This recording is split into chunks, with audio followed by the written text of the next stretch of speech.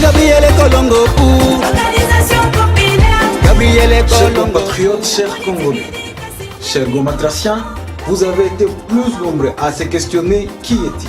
Gabriel Colombo Mbatia, né le 17 février 1982 en ville de Goma, neuvième fils de papa catholique Wambatia et maman Léonie Kaswera Kassoulé. Je suis marié, père de 5 enfants, licencié en sciences politiques et outre l'ensemble de ces formations, nous détenons bon nombre de formations. Dans le domaine de la musique classique et la mise en scène, la communication politique, la météorologie et la justice transitionnelle. Sur le plan politique, nous avons bon nombre de classiques à vous faire. Mais retenez que actuellement, je suis le secrétaire rapporteur et porte-parole du mouvement social pour le renouveau en province du Nord Kivu. Je suis le suppléant de l'honorable Nzangi pour les élections de 2011. À la question de savoir quel est le pourquoi de ma présence en politique. Notre présence se justifie de notre historicité, de vouloir répondre aux 3 questionnements. Quel État que nous voulons en RDC, quelle économie que nous voulons en RDC, quelle démocratie. Et j'ai toujours été avec mon parti et l'ensemble de ceux-là qui me soutiennent à dire que nous voulons une démocratie populaire, pas une démocratie néocoloniale. Une économie nationale, pas une économie extravertie. Et nous voulons toujours à ce que notre État, que le peuple gouverne sur son sol.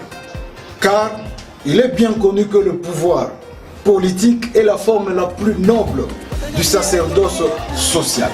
Afin de mettre fin aux tromperies de politiciens qui ont fait voir à la population et ma base de la ville de Goma qu'un député peut construire les ponts, qu'un député peut faire l'urbanisation de la ville ou enlever les saletés dans la ville, moi j'ai pris 10 engagements pour y arriver.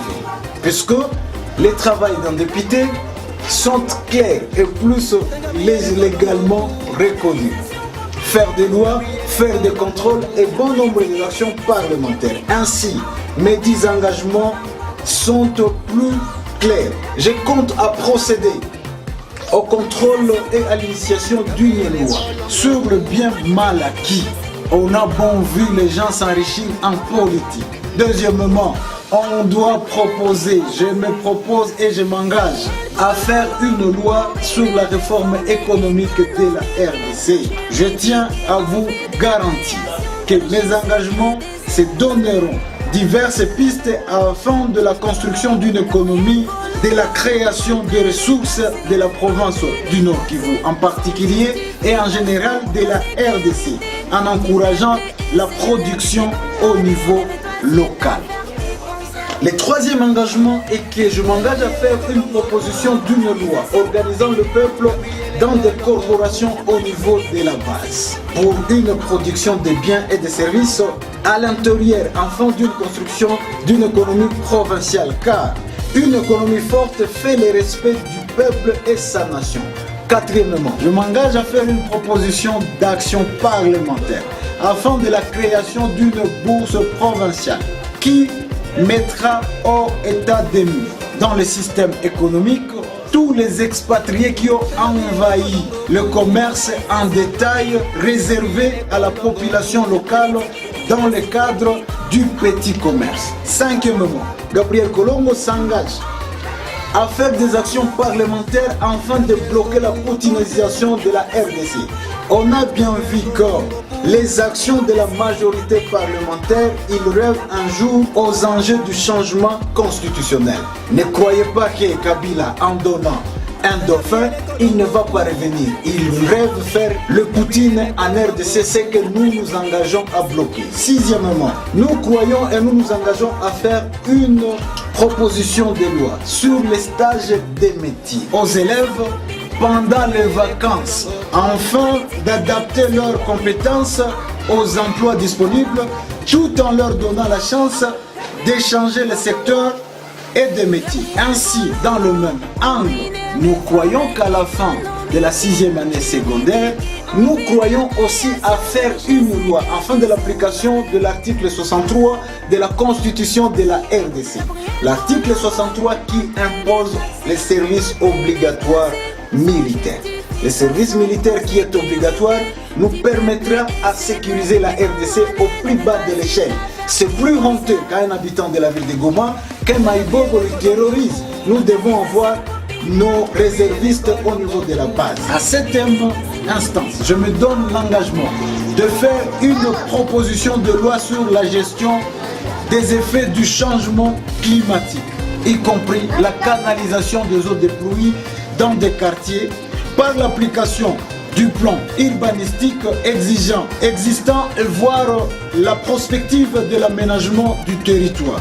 En 8e instance, nous nous engageons à faire des actions parlementaires sur les reboisements dans des parcelles et de promotion de la tourbière qui est une réserve de la RDC afin de lutter contre le changement climatique. En 9e instance, nous croyons faire des actions parlementaires en vue de la diminution des salaires des personnels politiques dans des institutions politiques de 20 à 30% afin de financer la gratuité de l'éducation en RDC qui est constitutionnelle.